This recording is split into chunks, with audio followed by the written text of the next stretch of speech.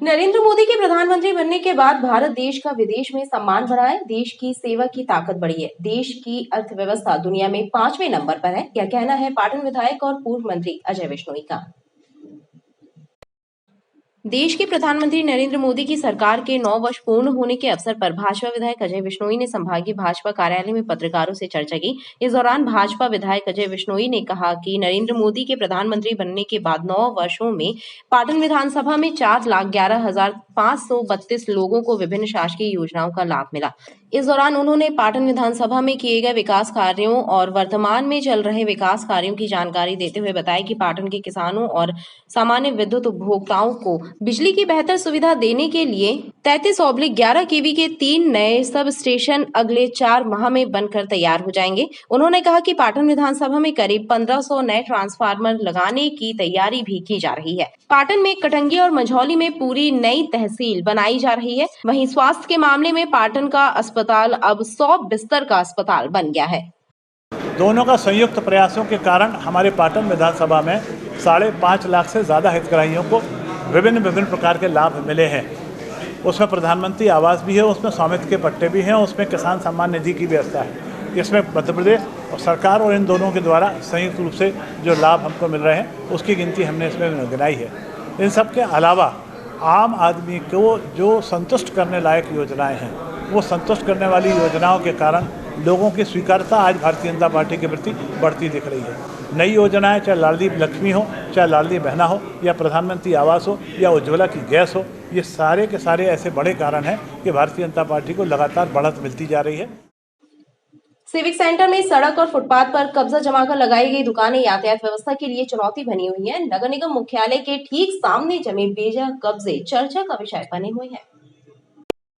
नगर निगम मुख्यालय से चंद कदमों की दूरी पर सिविक सेंटर में सड़क और फुटपाथ पर जमे अतिक्रमण आवागमन को बाधित कर रहे हैं। अतिक्रमणों के कारण सड़क पर एक्सीडेंट होते हैं, यातायात बाधित होता है, लेकिन जिम्मेदार विभाग और अधिकारी मूक दर्शक बने हुए हैं। चर्चा तो यह भी है कि मुख्य मार्केट के अतिक्रमण नगर निगम के अन्य क्रांति दल के अधिकारियों के लिए अतिरिक्त आय का जरिया बने हुए हैं, जिसके चलते इन पर स्थायी कार्यवाही नहीं हो पा रही है।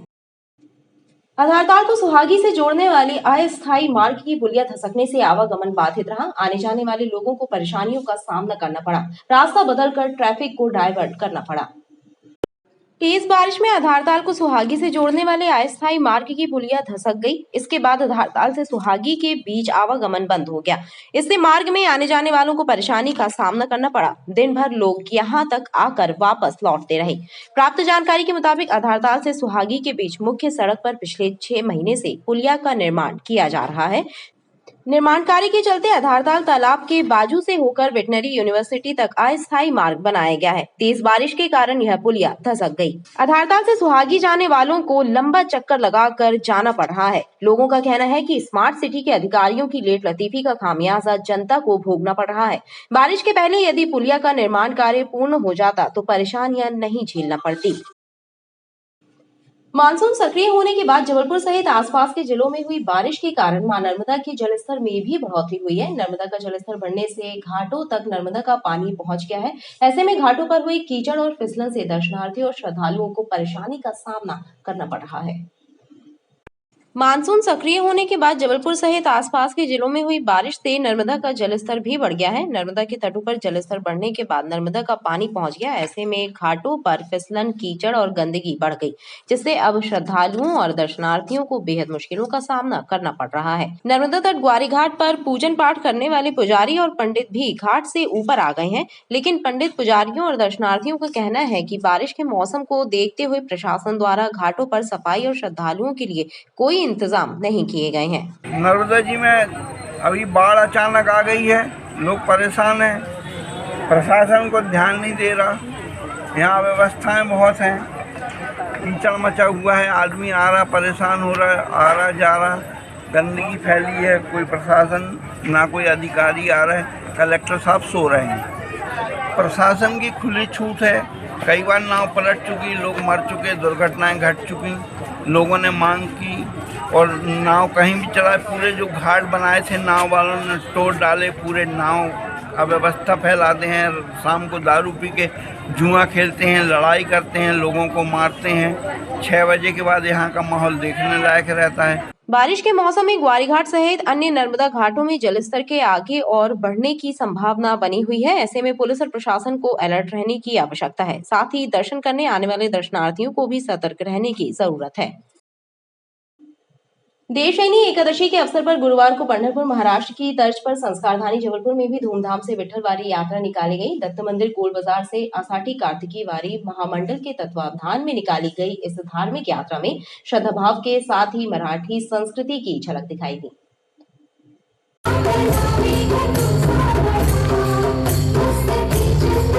देवशयनी एकादशी के अवसर पर गुरुवार को संस्कारधानी में मराठी संस्कृति की झलक दिखाई दी। आषाढ़ी वारी कार्तिकी महामंडल के तत्वावधान में गुरुवार को दत्त मंदिर गोल बाजार से धूमधाम के साथ विट्ठलवारी शोभा यात्रा निकाली गई। इस शोभा यात्रा में बड़ी संख्या में श्रद्धालु शामिल हुए। पंढरपुर महाराष्ट्र की तर्ज पर निकाली गई इस शोभा यात्रा में श्रद्धा आस्था के साथ भारतीय संस्कृति और सामाजिक समरसता की अनूठी झलक नजर आई। राजा राम पतित पावन सीताराम रघुपति राघव राजा राम पतित पावन सीताराम।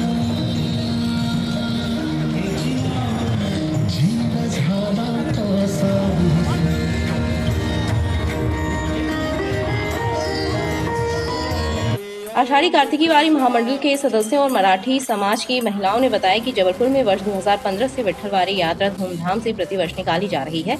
इस यात्रा में मराठी समाज के लोगों के साथ ही हर वर्ग और धर्म के लोग शामिल होते हैं। इस विट्ठलवारी यात्रा में श्रद्धालु अपने आराध्य देव भगवान पंढरीनाथ विट्ठल रखुमाई की आराधना करते हुए पैदल यात्रा करते हैं।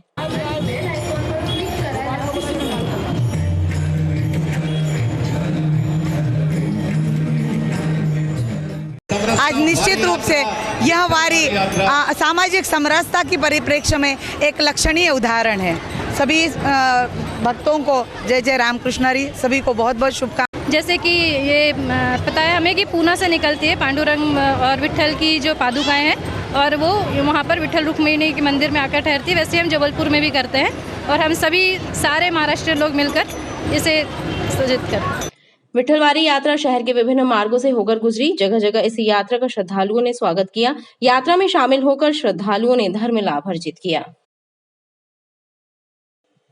हनुमानताल थाना क्षेत्र न्यू आनंद नगर में रहने वाली एक महिला के साथ पड़ोसियों द्वारा मारपीट करने का मामला सामने आया है। पीड़ित महिला घटना के बाद अपने परिवार के साथ हनुमानताल थाने पहुंची और पड़ोसियों के विरुद्ध शिकायत दर्ज कराई। पीड़िता का आरोप है कि पड़ोसियों द्वारा उसका गला दबाकर जान से मारने की कोशिश की गई। हनुमानताल थाना क्षेत्र न्यू आनंद नगर में रहने वाली तरन्नुम नामक एक महिला से पड़ोसियों ने मारपीट कर दी। घटना के बाद पीड़िता हनुमानताल थाने पहुंची और पड़ोसियों के विरुद्ध एफआईआर दर्ज कराई। पीड़िता ने बताया कि उसका और पड़ोसियों का घर के सामने कचरा फेंकने को लेकर पुराना विवाद है। उसके द्वारा पूर्व में भी पड़ोसियों के विरुद्ध थाने में शिकायत दर्ज कराई जा चुकी है। इसी बात को लेकर पड़ोसियों ने घर में घुसकर न सिर्फ उसके साथ मारपीट की बल्कि गला दबाकर उसकी जान लेने की कोशिश की। हमारा इनसे पहले से विवाद चल रहा था। उसी विवाद के चलते आज उन लोगों ने फिर हमको घर में घुस के अंदर मारा है, हमारा गला दबाया है और पीठ में भी मारा है, खरांचे आ गई हैं और हमसे कहते हैं कि जो शिकायत की है वो वापस लो। इसी का दबाव डाल रहे हैं और रोज़ गंदी गंदी गाली बक रहे हैं। 1 महीने से हमको परेशान कर रहे हैं इन लोग। इसके पहले भी खूब गंदी गंदी गाली बकी रही उन लोगों ने, सपक ने, इसके सपी मौलाना और यासीन इन लोगों ने। आज पुलिस ने पीड़िता की शिकायत पर एफआईआर दर्ज की है और मामले को जांच में लिया है। पुलिस अधिकारियों के मुताबिक महिला का पड़ोसियों से पुराना विवाद है। पूर्व में भी पीड़िता की शिकायत पर एनसीआर दर्ज की गई है। न्यू आनंद नगर की तरन्नुम नाम की ये महिला आकर के यहाँ रिपोर्ट करी है कि इनका पड़ोसी है, इनके घर के सामने कचरा फेंकता है। आज भी कचरा फेंक दिया था और इसने पानी से बहा दिया और इन्हीं बातों को लेकर, कचरा फेंकने की बातों को लेकर पड़ोसी सन्नो और उसका पति और बेटा आकर के इनसे झूमाझटकी करने लगे और इनके साथ हाथ घुसे से मारपीट करना बताती हैं।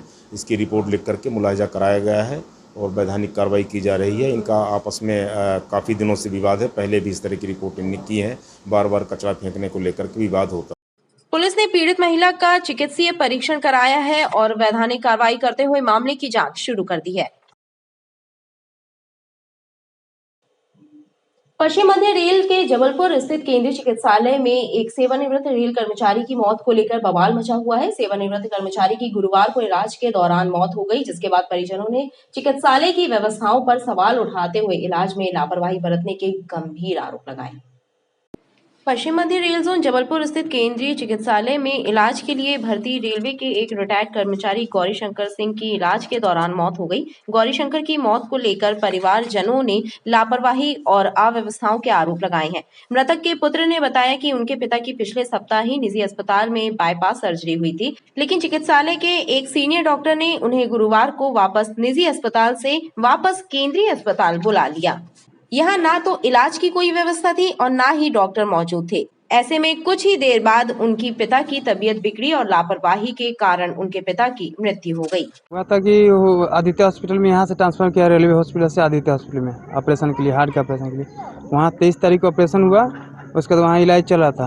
आज वहाँ से डिस्चार्ज कर दिया। वहाँ से पहले डॉक्टर बात किए यहाँ पे कि मैं डिस्चार्ज कर रहा हूँ, आप ले लीजिए, तो बोला कि ठीक है भेज दीजिए यहाँ पे। यहाँ पे आने के बाद कोई व्यवस्था नहीं है, यहाँ पे 1-1.5 घंटा तक रखा रहा, कोई व्यवस्था नहीं है। आदमी ऐसे करके वहाँ से कैसी स्थिति में लाए थे? वहाँ से एकदम सही था, क्लियर था। हाँ। कोई दिक्कत नहीं था। बातचीत कर रहे थे? हाँ, सब चीज़ कर रहे थे। वहाँ से खाना पीना खा के, दवाई खा के फिर आए थे यहाँ पे। फिर यहाँ क्या हुआ? यहाँ आए, पेपर वर्क किया, अंदर लेके गया, कोई देखने वाला नहीं है यहाँ पे। मतलब कोई डॉक्टर है ही नहीं, कोई लापरवाही डॉक्टर का बहुत है। रिटायर्ड कर्मचारी की मृत्यु के बाद रेल कर्मचारी और मजदूर संगठनों ने अस्पताल पहुंचकर अस्पताल के व्यवस्थाओं पर सवालिया निशान लगाते हुए विरोध दर्ज कराया। मौसम विभाग ने एमपी के 16 जिलों में भारी बारिश का अलर्ट जारी किया है, लेकिन जबलपुर, भोपाल, नर्मदापुरम, सागर, उज्जैन, शहडोल, रीवा में कहीं कहीं तेज तो कहीं सामान्य वर्षा होने की संभावना व्यक्त की है।